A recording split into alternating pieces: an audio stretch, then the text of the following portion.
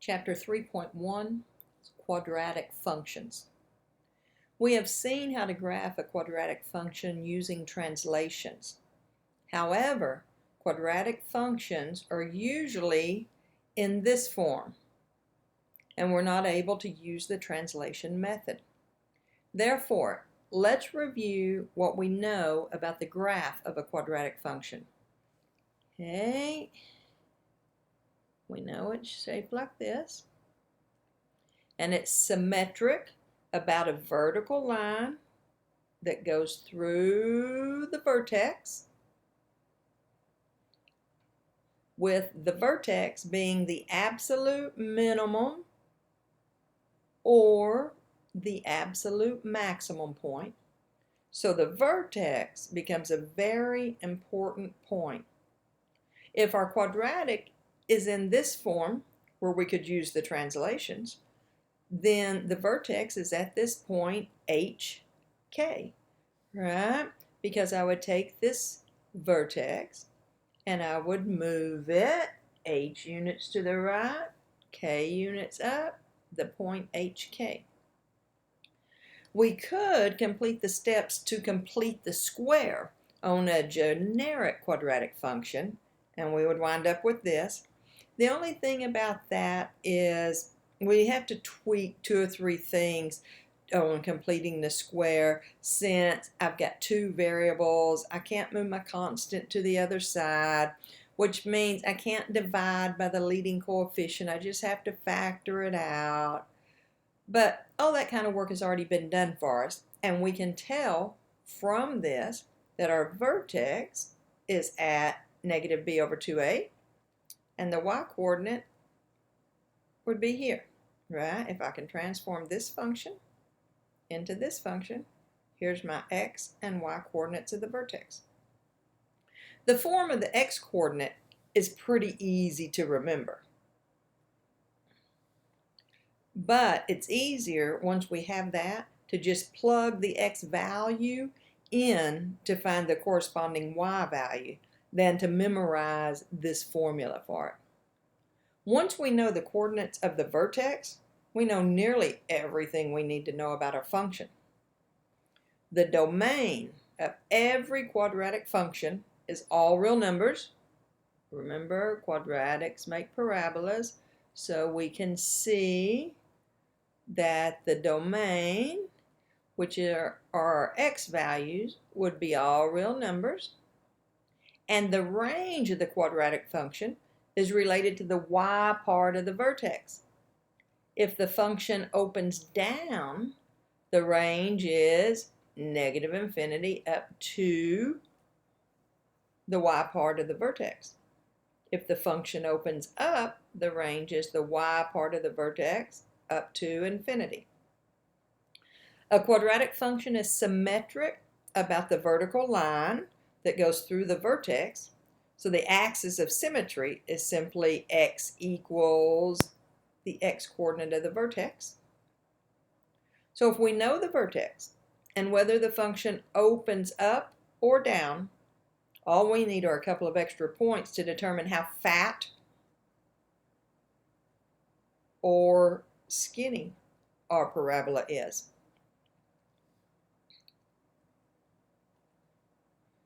Easy points to find are the intercepts, because to find the x-intercepts, I get to plug in y is 0. To find the y-intercepts, I get to plug in x is 0. So here's our steps to graph a quadratic function if it's in this general form where I cannot use translations. If it's set up for translations, that's by far the easiest, and I would use translations. Okay, first thing I want to know, I lost my arrow. Come on. Good grief. I don't know why it's doing that. I can't see where I'm at. And so, therefore, there. Maybe I can. Come on, arrow, arrow, arrow. Oh, I'm drawing in white now. Great.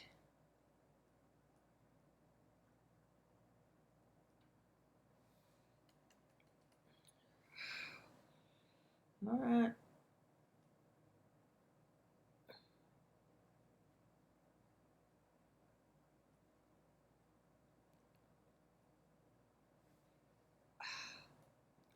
Oh, my arrow's back.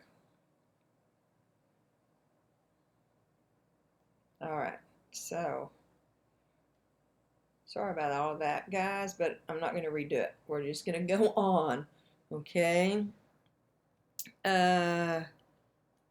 So first thing I want to do is determine if the graph opens up or down. And what determines that is if the leading coefficient is negative or positive.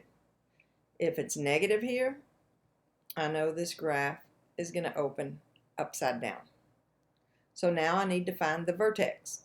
And here's the coordinates of my vertex.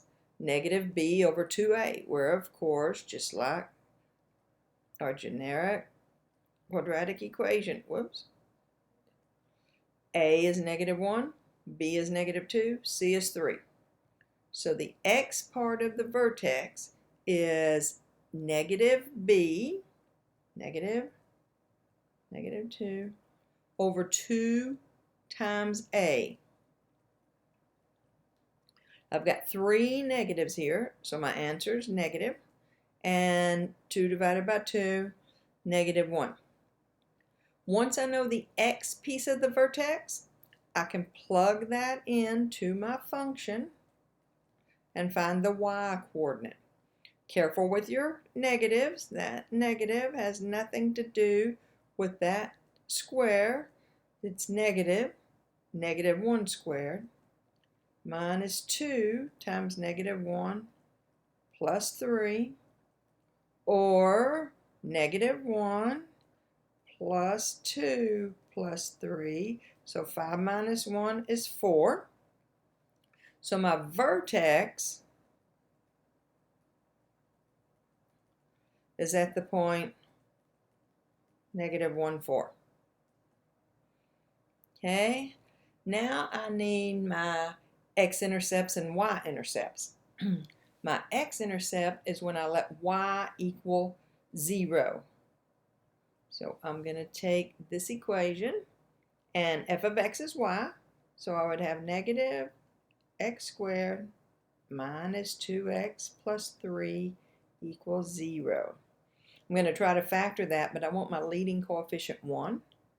So x squared plus 2x minus 3 is 0, meaning the two numbers I need that multiply to give negative 3 and add to give positive 2 are positive 3 and negative 1.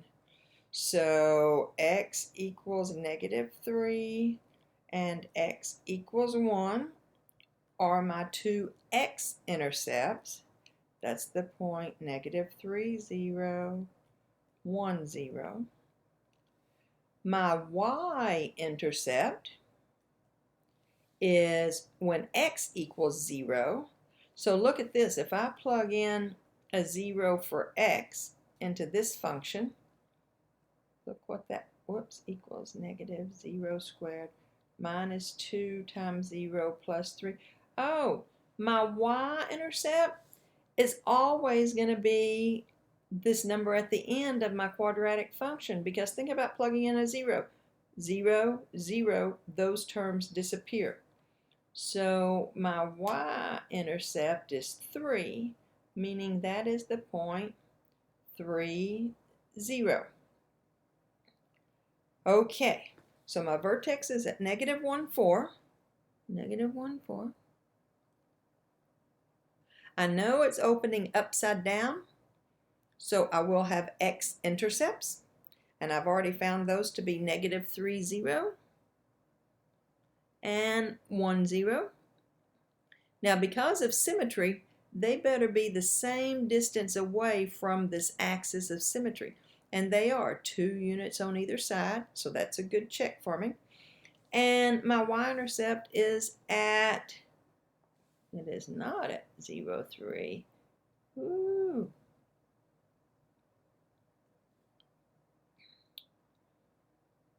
Let's see. My y-intercept is at 0, 3. X is 0, y is 3. Meaning because of symmetry, I know there's another corresponding point 1 unit on the other side of this axis of symmetry.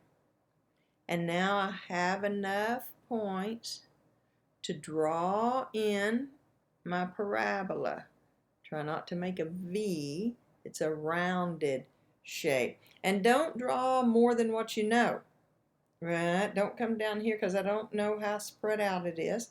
But there's the graph of this quadratic function. I know that the domain is negative infinity to infinity. Right? So my domain is negative infinity to infinity. I know that the range is negative infinity all the way up to 4. And I know the axis of symmetry is the line x equals negative 1.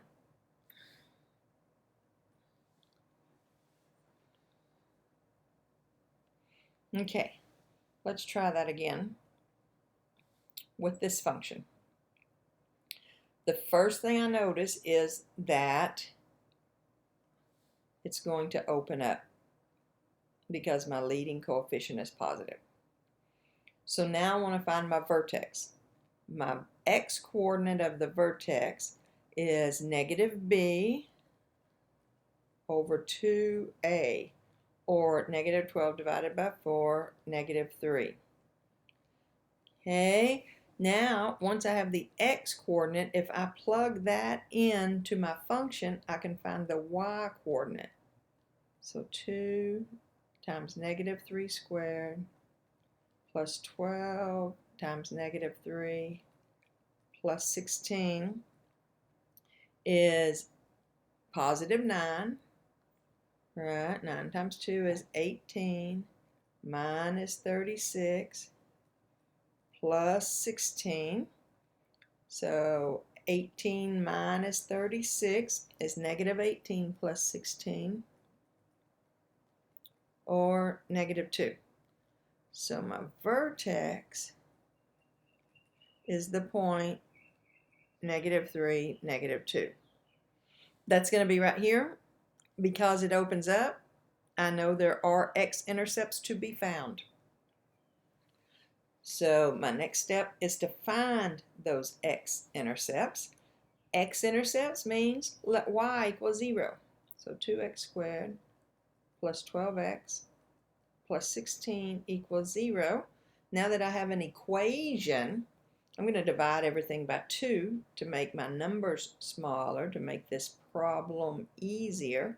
Now, factoring it, I'm just looking for two numbers, excuse me, that multiply to give 8 and add to give 6.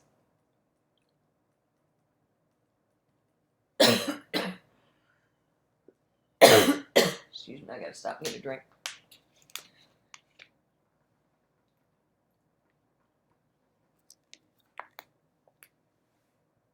Okay, so x is negative 2 or negative 4, meaning those are the points, the x-intercepts, negative 2, 0, negative 4, 0.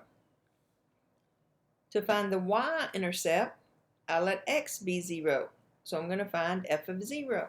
But remember, plugging a 0 in, it's just going to give us 16. So this is the point, 0, 16. Okay, this might tell me that I need to change my scale over here. I don't go up to 16. And I definitely want my intercepts on all my graphs. That's going to be an important feature as we go along. So maybe I'll change this scale to going by 2s. 2, 4, 6, 8, 10, 12, 14, 16. Okay, so my vertex is at negative 3, negative 2, which, remembering our scale, is right here.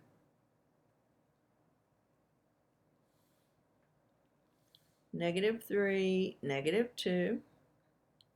I have x-intercepts at -2, 0 and -4, 0, which makes sense. They're the same distance away from that vertex. And then at 0, 16. Using symmetry, if I know there's a point at this level, 3 units away from the vertex, then 1, 2, 3 units over here, there's another point. Once I have those points, imagine that it goes through those points. There's my parabola. Once again, I know that the domain is -infinity to infinity. The range, this time because my parabola opens up, starts with the y part of my vertex, or -2 to infinity. And the axis of symmetry is x equals the x-coordinate of my vertex, which we can see from the graph. But I don't have to see the graph anymore to answer these questions. Once I know my vertex and whether it opens up or down, I can always answer these questions. All right, let's try that one more time with this function. Okay, it opens up. So I need my vertex. So the x piece of the vertex is -b over 2a. 2 negatives is a positive. 2 divided by 2 is 1. Once I have the x-coordinate, I can find the y-coordinate by plugging in to the function. So 1 squared minus 2 times 1 plus 3 equals 1 minus 2 plus 3. Or -1 plus 3 is 2. So here's my vertex. 1, 2. Right here. And because I know this graph opens up, and that's my vertex, there aren't going to be any x-intercepts. I get to skip that next step. Now, if there are x-intercepts on your graph, you have to have them plotted. But I don't have a choice on this one. I don't like it, but I don't have any x-intercepts. If I miss the fact that my vertex is above the x-axis and my graph opens up, or if it was down here and my graph opened down, if I miss the fact, when I try to solve this equation, I'm going to get complex solutions. That's my clue. Oh, complex solutions, I can't graph those on a rectangular coordinate system. So this time I get to skip the x-intercepts and go right to the y-intercept, which means let x be 0. So I have this point 3. So here's my vertex at 1, 2. Y-intercept at 3. Using symmetry, I know there's another point right here. Don't draw more than what you know. There is the graph of this function. I know from the vertex, well, I know for all of them that my domain is -infinity to infinity. But the range, because it opens up, and the y-coordinate of my vertex is 2, the range is 2 to infinity. And the axis of symmetry is x equals the x-coordinate of my vertex, or this imaginary line right here. And it is a line, so you cannot leave your answer just 1 for the axis of symmetry. That's going to cost you a point because it's a line. So it has to be the equation for a line. Okay. Now remember that the vertex of a quadratic function is its absolute maximum or absolute minimum value. If a problem is asking for the maximum or minimum of a quadratic, it's just another way of saying, hey, find the vertex. So in a question like this, if an object is projected upward from ground level with an initial velocity of 32 feet per second, then its height in feet after t seconds is given by this function. So it's given me the function. Oh, and I notice it's a quadratic function. So find the number of seconds it will take to reach its maximum height, because the equation is a quadratic and it's asking about the maximum. Basically, it's just saying, find the vertex, find the vertex. So the x-coordinate of the vertex is negative b. Notice c is 0, right? A, B, C, negative b over 2a. So negative divided by negative, 32 divided by 32, x is 1. Okay, plugging that in to my original function, negative 16 times 1 squared plus 32 times 1 is negative 16 plus 32, or 16, meaning your vertex is the point 116. Now that's your vertex. But we have to answer this question. Find the number of seconds it will take to reach its maximum height. And this tells me that the height in feet after t seconds, so the t is our seconds, and the t is the x position, right? So I need the x part of the vertex. So after 1 second, it reaches its maximum height. What is the maximum height? The height is given by this equation. So the height is y. So the height is 16 feet. 1 second for a maximum height of 16 feet. So I do have to pay attention to which piece of the vertex is my answer. Sometimes it might just ask me the number of seconds to reach its maximum height. Sometimes it might just ask me what is the maximum height. So I have to know which part is my answer. This time it asked me both things, but I still have to figure out which one is the seconds, which one is the feet. Okay, let me know if you have any questions.